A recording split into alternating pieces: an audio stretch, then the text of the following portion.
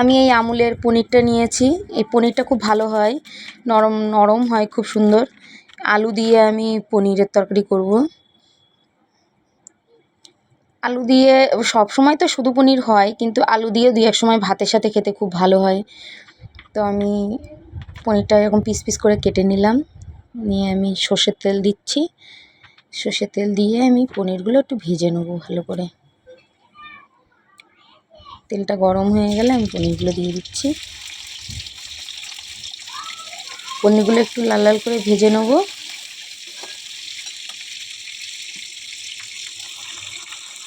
একটা পেঁয়াজ, একটা টমেটো আর দুটো কাঁচা লঙ্কা নিয়েছি, ওগুলো আমি ছোটো ছোটো করে কেটে নেব।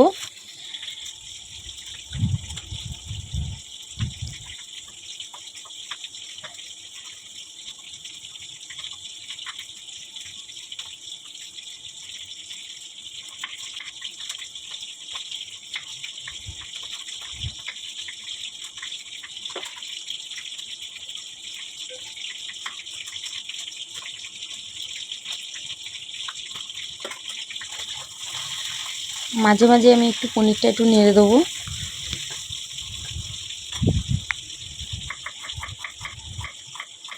পেঁয়াজগুলো খুব ছোটো ছোটো করে কাটবো, তাহলে ভাজতে আর কষাতে খুব ভালো হয় এরকম করে কাটলে।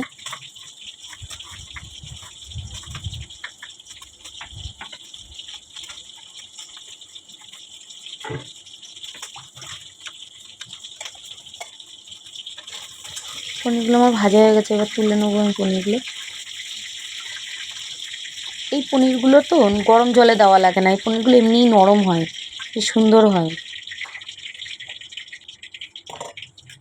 এবার আমি দুটো ছোটো ছোটো আলু কেটে নিয়েছি, ছোটো ছোটো করে কেটে আলু দুটো আমি ভালো করে লাল লাল করে ভেজে নেব।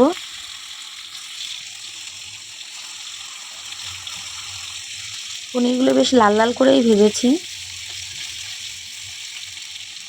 এইভাবে আলু দিয়ে পনির দিয়ে রান্না করলে পনিরগুলো একটু ভালো করে ভাজলে কি ভালো লাগে খেতে।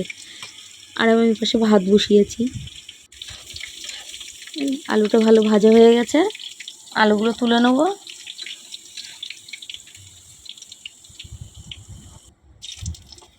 কড়াইতে আমি ওই তেলের মধ্যেই একটু জিরে আর তেজপাতা দিয়ে দিলাম দুটো, নিয়ে আমি পেঁয়াজগুলো দিয়ে দেবো।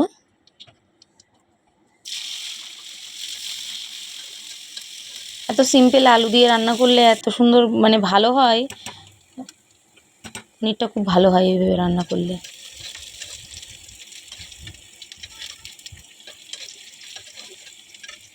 পেঁয়াজটা একটু হালকা লাল হয়ে গেলে আমি টমেটো দিয়ে দিলাম একটা। টমেটোটা একটু ভাজা ভাজা হয়ে যাবে, তারপরে আদা রসুন বাটা দিয়ে দিলাম। আদা রসুন বাটাটা একটু ভাজতে ভাজতে একটু কাঁচা গন্ধটা চলে যাবে, তারপরে আমি মশলাগুলো দেবো একে একে। হলুদ দিলাম একটু, সিম্পল যেরকম নুন, হলুদ, জিরে, ধনে, লঙ্কার গুঁড়ো এইগুলোই দেবো।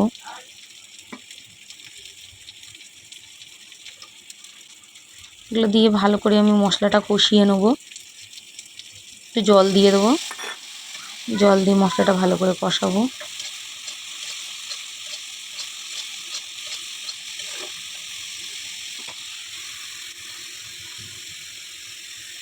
ভাতটাও হয়ে গেছে, এবার আমি নামিয়ে দেবো ভাতটা। মশলাটা কষা হয়ে গেছে, ওর মধ্যে আমি আলু আর পনিরটা কিছু দিয়ে কিছুক্ষণ কষাবো। এটা কষাতে কষাতে আলুগুলো হয়ে যাবে। একটু জল দেবো, জল দিয়ে আমি এটা ঢেকে ঢেকে বেশ সুন্দর করে কষাবো। এই মশলাটার সাথে পনিরটা আলুটা দিয়ে কষালে খুব ভালো হয়।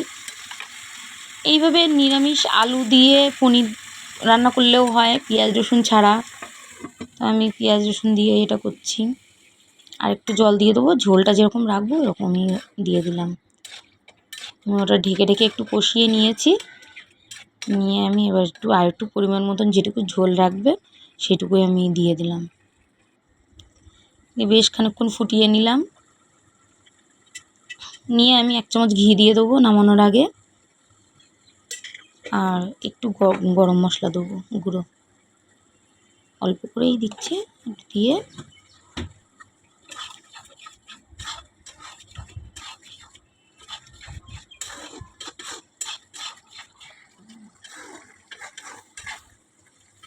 এরকম করে আমি নামিয়ে দিচ্ছি, একটু ঝোল ঝোল রাখছি, পনিরটা একটু ঝোল টেনে নেয়, একটু বেশি ভাজা আছে তো পনিরটা টেনে নেবে ঝোলটা, আমি আর ঝোলটা টানাবো না। হয়ে গেছে আমার। কেমন লাগলো আমার আলু পনিরের কষা বলবেন, আমাকে কমেন্ট করে জানাবেন কেমন হয়েছে। দেখুন কি সুন্দর দেখতে হয়েছে। সবাই ভালো থাকবেন, আমাকে জানাবেন কেমন লাগলো আপনাদের সবার এই আলু পনিরের কষা। টাটা।